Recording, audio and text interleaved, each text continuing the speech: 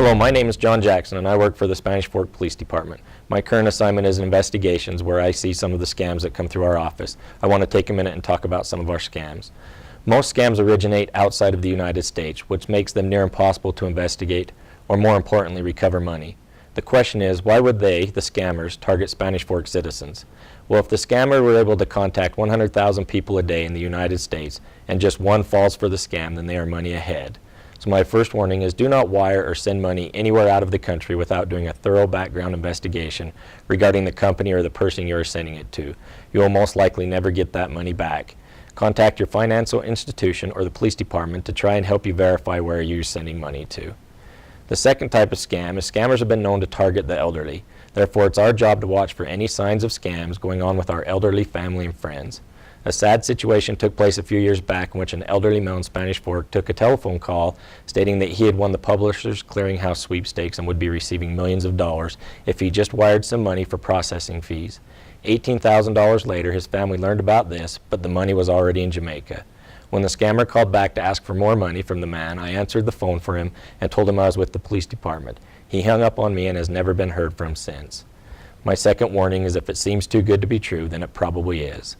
The third type of scam is some people that are scamming our citizens are victims of a scam themselves. It has become common for people to offer an item for sale on eBay or Craigslist, KSL, and then ask for a payment to be Western Union sent to somewhere else, somewhere in the country. Since our victims are not wiring the money out of the country, there's a level of comfort. What they don't know is that person in the other part of the country is under the impression that they are working for a company and are legitimately receiving that wired money. They are instructed to keep a couple of $100s for their pay and wire the rest on, usually out of the country.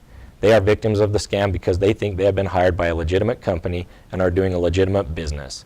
So my warning for this is, if you're going to wire money anywhere, do some basic research. Speak to the person receiving the money in person and get information from them to verify as legit.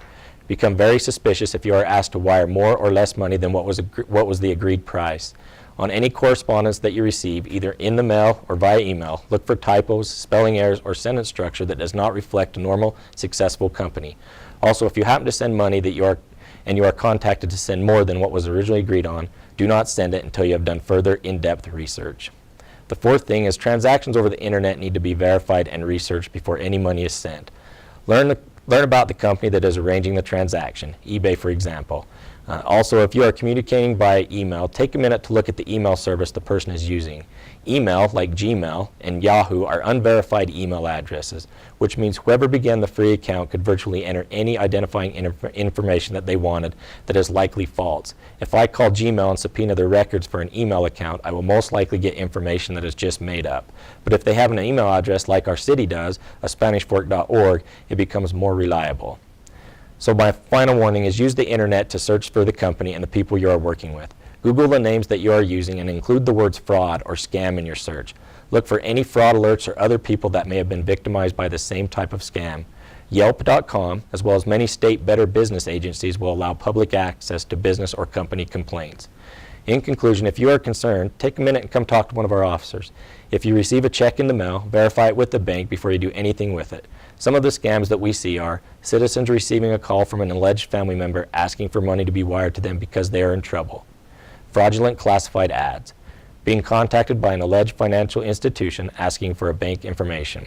Receiving a check in the mail asking to cash it, keep a portion before wiring it on, and then the check returns as fake. So if you're concerned about being a victim of scam, I invite you to come down and visit with me or any of the officers on the police department, and we'll be happy to help. Thank you.